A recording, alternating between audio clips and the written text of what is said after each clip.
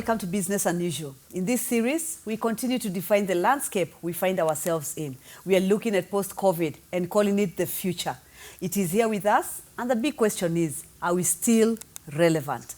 My name is Susan Opio, and my co-host? My name is Charles Opio. Now, being relevant post-COVID-19 will require new skills, and we need to look at some of these skills. This definitely calls for a paradigm shift on how we define education. Now, we want to ask ourselves, how does the future education look like? And I think just because we're entering a new normal, even terminologies must change. The minute you say education and the future, we are thinking of how do we change our schools. See, education has to be given its original meaning before we even define it. I think we need to stay there because we need to understand. Yes. Now, when you talk about the future of education, yes, when we say education in the future, exactly, we're not talking about schools. No. Not the buildings. Yes. Not the curriculum. Maybe the curriculum? Yes. It could even be curriculum, but now let's think differently. The education we inherited, the analog education, okay, it had its definition at inception. The intent was to create a certain workforce for a certain set environment. We had just come out of the second, third industrial age. Yes. And now we're entering a place where we had grown into factories, we had grown into those settings. So we needed to educate, quote unquote, a workforce. Yes. People who will fit into a certain role. So education was designed to program you for the new workplace. So there was a need. Yes. And this need required skill sets. Yes. Now, this schooling or education was designed for an existing need. Exactly. All right? And that need was across the board. Okay. You had to be culturally shifted, you had to be mentally shifted, yes, and you had to be skillfully shifted into this new need. And the thing is, it was easy to do that because in those days, a particular industrial structure stayed for a long time. Yes. You could be sure that this is going to be on for the next 50, 100 years. So you could dare to educate people the same way over 100 years. Without changing a thing, because if we check education now, we see it is one of the institutions that never seem to change. Exactly. Why? Because like you're saying, the kind of skills required were not going to be a 20-year-old long plan. Yes. It was 100, 200 years plan. You could retire in that field. Yes. That's why we got retirement. So the third generation could come into the same field. Exactly. There was no need of changing education. Yes, because the world assumed nothing much could change. Yes. There was a mindset that we will always need this, we will always need that, we will always need the other. So we must always educate people to keep this going and keep that going, and these are the consumers. So what we received, especially like in the African continent, we received an education that was structured around whoever was colonizing you. And what their need was. Exactly. Now, we talk about, for example, when it needed issues of factory, you need workers. Yes. So your schooling was designed for working workforce in a factory. So let's take Kenya, for example. Yes. And some people might find this odd and strange because you have mistakenly believed you are something. Let me explain. And I know we are speaking to people across the world, but if you're in Kenya, one of the things you will have is all these strange reactions. You say certain tribes are businessmen, certain tribes are educationists, certain tribes are farmers. No. You were programmed to serve the colonial need of that area. Yes. So if it was farming, your entire community was cultured into farming. Because that is what was needed. A majority of the farm produce that was being produced by colonialists in Africa was for Europe. It was rarely for the local market. But our operational systems, our governments, we were trained to work in government to support those systems. So everything we called qualification was interesting because those who were giving us the qualification were not churning out as many. In other words, if you went to see what we are being taught in our universities, you'd be surprised it's not being taught in their universities. So this was taught with something in mind. Absolutely. We are looking for specific skills. Yes. And we are going to get them here. That is now, it. the problem is, if I get these qualifications and I get these papers. Exactly. And I get locked. Yes. This is who I am. That's a problem. These papers define me. Yes. Now I'm locked into something like what you're saying. Exactly. In the future. Yes. It does not exist. It's not relevant. Aha. It's not needed. Yes. Now let's look at how, when the digital revolution came, Yes. the fourth industrial revolution Okay. and so on, and mostly the third, which is where electrification and computers came, Yes. which is in the third revolution. When we begin talking about IT, and then ICT, and then ICM, and then we went into so many abbreviations because suddenly things were getting a bit complex. Yes. Now we'll understand something very funny. In that era, as we were shifting out of it, literacy had a new meaning. Okay. Literacy meant IT literate. Yes. If you're not IT literate, you may be as qualified as you want to be, you were actually IT illiterate. Illiterate, yes. Suddenly, it became a filter point for who can move forward and who had not. So people had to learn to be IT literate. So it was a redefinition of the word illiteracy. Exactly. Yeah. So now we even created a term, digital literacy. Yes.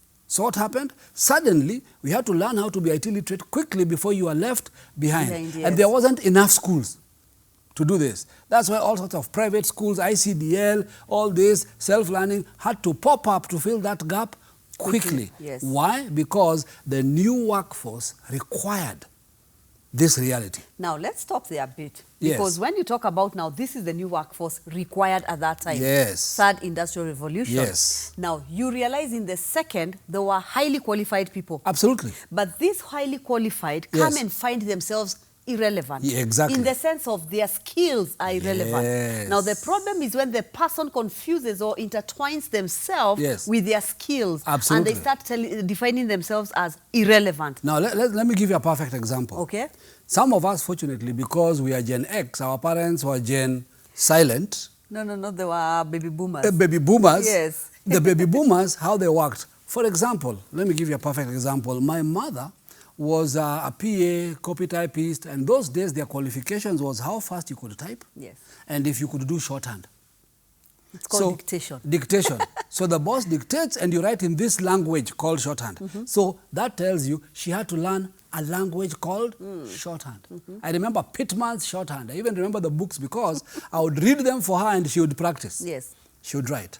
Now, that made her efficient. When she went before the boss, she could write very quickly Yes. and then later go and transfer what she had written Yes. into typing. And she could type very fast without looking. Now something happens. There is a shift in that window. That shift comes, now there's a dictaphone. The boss doesn't need you in the room. He can speak into his dictaphone Yes. and give it to you to go and transcribe. Okay. Something has shifted. Typing was no longer type, bad paper, crumple, throw away.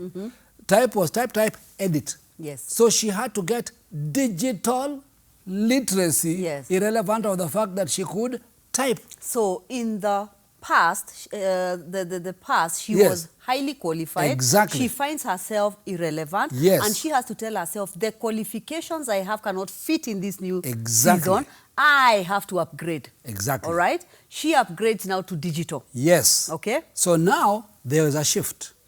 The shift was in the past, governments and whatever determined education. Yes.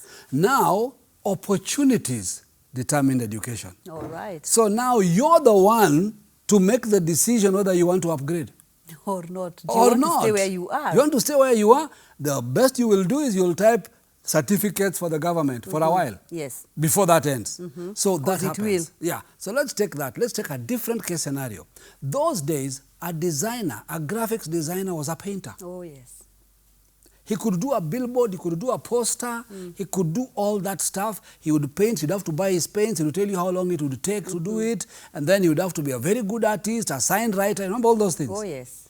We had them. Sign writers and printers. And he was stationed in one place. Yes. We knew where to find We this knew where to person. find him. Okay? Then suddenly, graphics comes.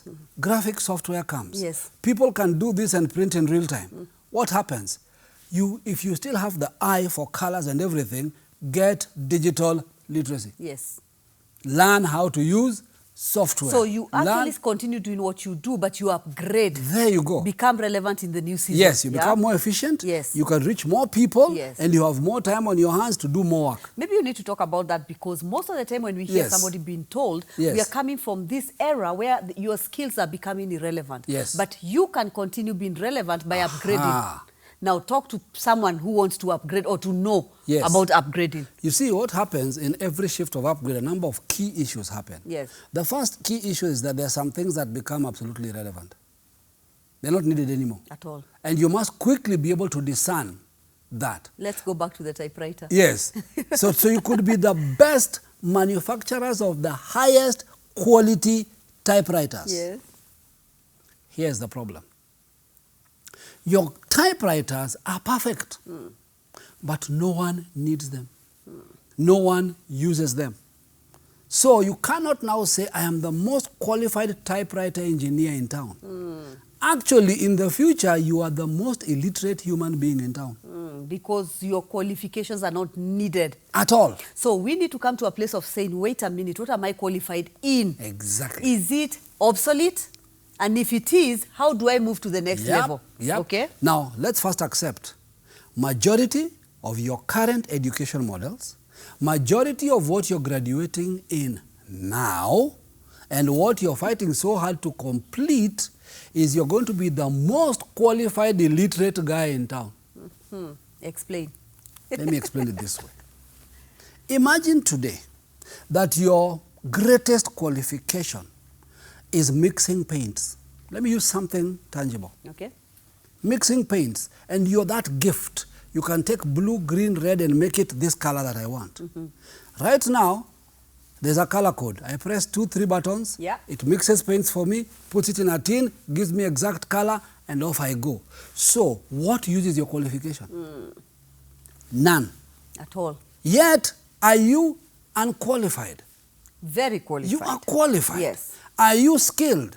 Yes. So when you talk about this person now saying, wait a minute, I could mix these colors. Yes. Now a computer can do that. Aha. So I have to ask myself, do I want to upgrade Yes. and be the one who writes the code for the computer, because the computer can't write for itself? Exactly. Yeah? So I quickly must go up and say, since I'm so good in color, who created this pattern? That's my field. Yes. To create new colors. Yes. That's the skill I bring into the system, but to do that, I must do what? Upgrade my skill It's actually, I think, unlearn and relearn. and relearn. Yes. Yeah. Now, we're going to be in a place where these 3 words are going to be common. Unlearn, learn, relearn. Yes. Continuous. Continuous. I think that's a good word. Continuous. Because if we Yes. settle for what we said earlier, that before we saw skills that were needed for 100 years. Yes. Meaning, Yes. this person didn't need to change. Didn't need to Yes. think outside the box. Absolutely. Now we are saying every so many months, you Yes. actually have to get out of that box. Exactly. Let me give an example. Certain advancements in technologies are long-term, certain are short-term, Okay. certain are gaps, certain are just ideas. Let me explain. If you are like some of us, as I said, we transited. We came from a place where we had, this recording would have been on a VHS. Yes. Then it would have been on a super VHS. Now, VHS and super VHS and digital took a long time each. So we used them for seasons, which means manufacturers were affected, producers were affected, everybody was affected. But there's another quick shift that came, a shift between VCD and DVD. Now you're talking a language that most viewers will not understand. Yes. But there are few like you who will. Yes. But Yeah, continue. so let me talk about, that's why you're all still wondering, what is he saying? Yes. In other words, we came from videotapes that were that big, to videotapes that were this size, to videotapes that were this small, to a CD that can do video, Yes. to a DVD, a VCD, we call it video CD. Yeah. CD was only audio. Okay. VCD was video CD. DVD was digital video disc. Okay. Those are shifts. Each grew in capacity, in size and quality. Now, they sound like nice things. Yes. You must see each as an industry. It was. All right? Because the producer of CDs was an industry. Factories, equipment, everything. VCD, industry. Yes. DVD, industry. What do you think happened to the factory of CD? The equipment, the infrastructure. Yes. If they didn't upgrade, they are now a museum. Simple. And so we moved on. Now, what you must realize in that quick shift that happened, I want to talk about VCD, the shortest lived technology. Most people never saw it. Please talk about it. They hear about it. There was a VCD, or simply, what used to happen for those my age, Yes. a VCD was a disc that played video. But because of the size of it, to watch a full movie like what you watch today, you needed disc 1 and disc 2. So you'd watch VCD disc 1. When it ended, end of part 1. You take it out, Yes. and you needed a VCD player, and end of part 2. And that was technology. That was advanced technology, that my was it, friend. yes. It was a big deal. Now we went to DVD, which was bigger size, so it could carry more movies. Within that same time, it's not only the people doing DVD that are improving, Yes. the people compressing video quality are also improving. Okay. So video footprint is getting smaller and yet bigger. Okay. So it's always a shift back and forth. Today, footprint is bigger again. Yes. Why? Because we have more space. So from VCDs lasted so short. When DVD came in, the quality was better. Yes. Everything was in one disc. We forgot VCD. End of story. Suddenly, your computer was telling you, cannot understand this disc, Yes. cannot see this disc, cannot do this disc. Then we moved now to the USBs.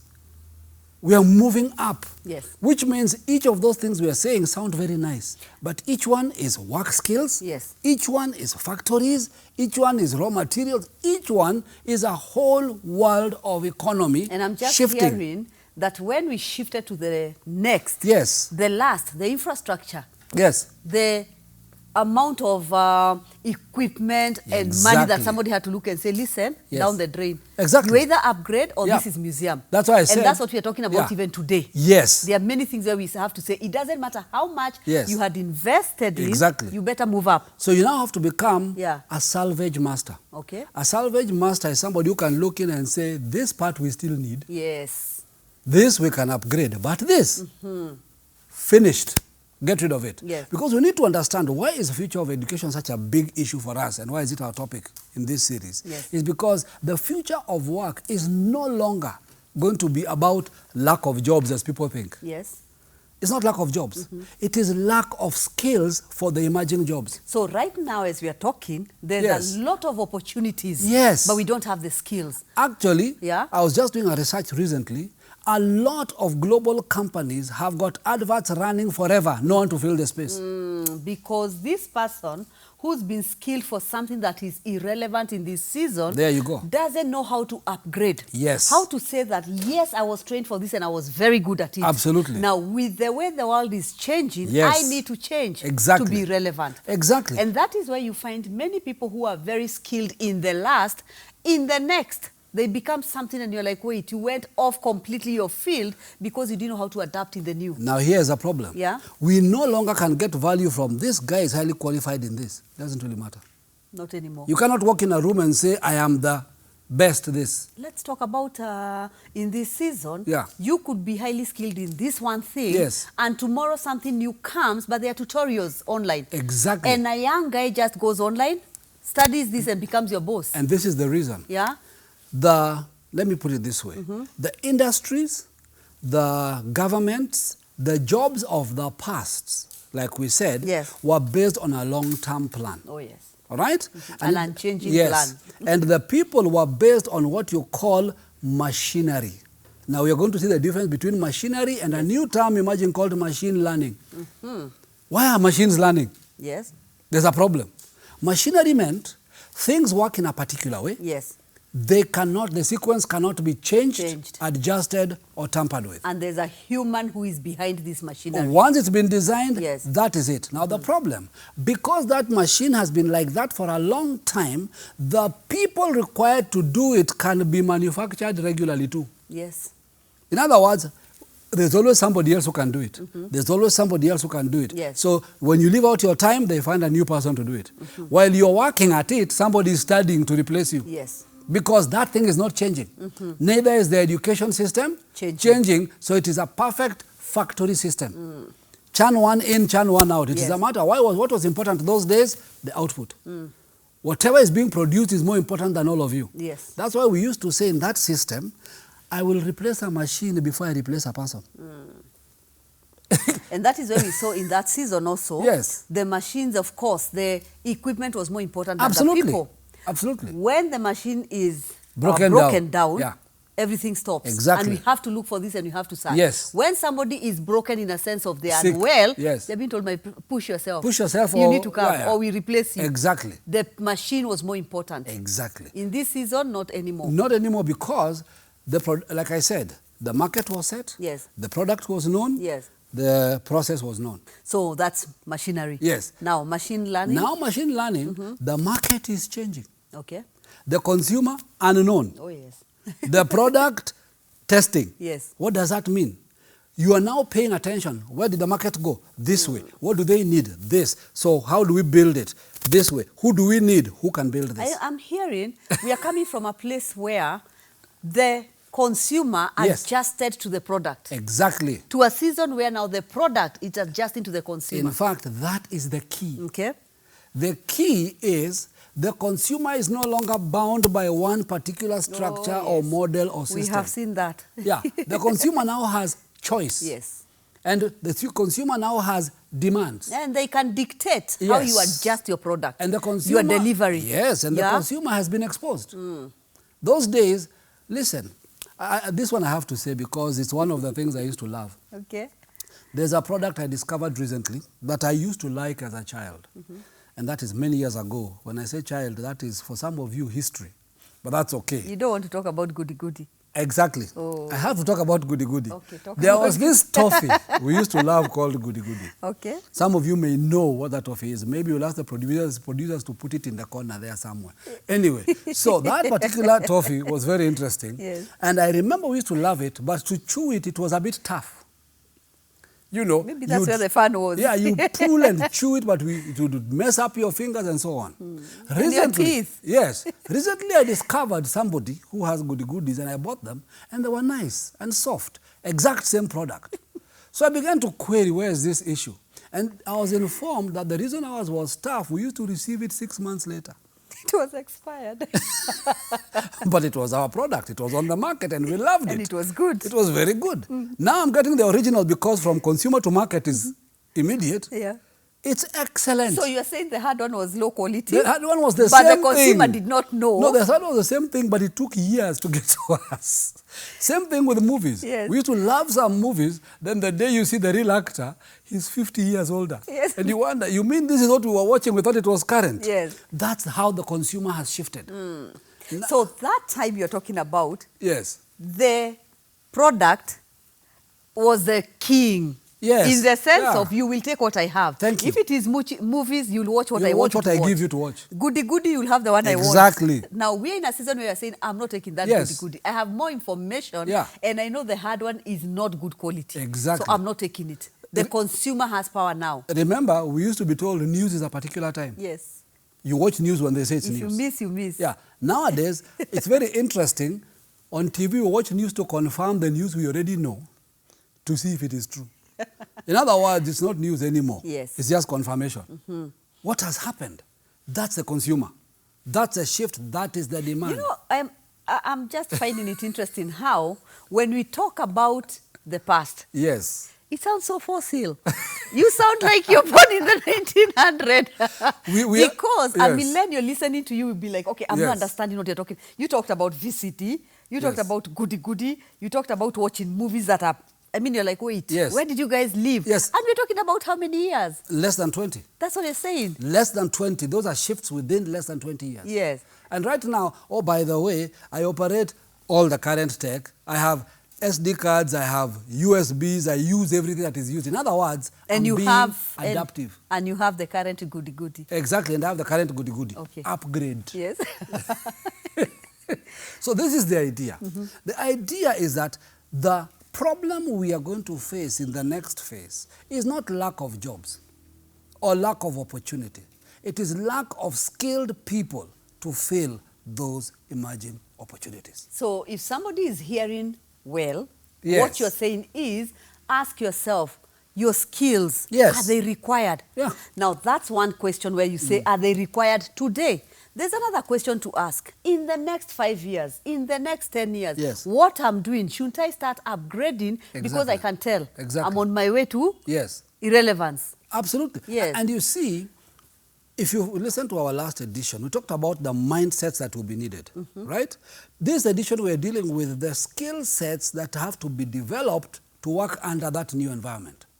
Because if we don't discuss these skill sets, if we don't tell you, and by the way, let me bring a new picture on the issue of education. Education is not what we have gotten used to anymore. The term education has changed. It's just like the term computation has changed. Let me explain. Yes. Computation is not a new term, it's an English term. A long time ago, it meant something different because of the elements around that. Yes. It meant a smart mathematician, somebody who can calculate calculus.